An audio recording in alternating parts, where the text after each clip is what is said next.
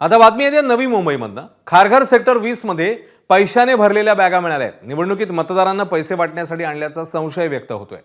Kharghar police ठाण्यात यामध्ये संशयितावर गुन्हा दाखल झालाय। या संदर्भात अधिक अपडेट घेऊया। आपले प्रतिनिधी विनायक पाटील आता आपल्या सोबत आहेत। विनायक, नेमकी काय घटना घडलेली आहे, सध्याची काय स्थिती?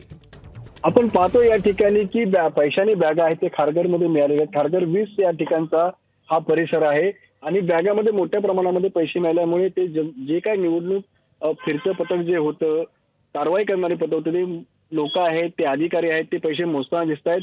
फुटपाथवरती बसून आहेत ते पैसे मोजले जातात। एका बंद पाकिटमध्ये ब्राऊन कलरच्या एन्व्हलपमध्ये हे पैसे मिळालेले आहेत। या प्रकरणी खारघर पोलीस स्टेशनमध्ये गुन्हा दाखल करण्यात आलेला आहे।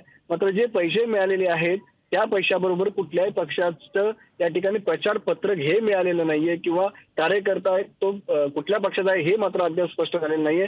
त्यामुळे खारघर पोलीस स्टेशनमध्ये अज्ञात व्यक्तीविरोधामध्ये गुन्हा दाखल करण्यात आला असून नेमकं हे पैसे आले कुठे, कुठे चालले होते या संदर्भामध्ये आता अधिक तपास खारघर पोलीस करतायत। धन्यवाद विनायक या सगळ्या सविस्तर माहितीबद्दल। एबीपी माझा, उघडा डोळे बघा नीट।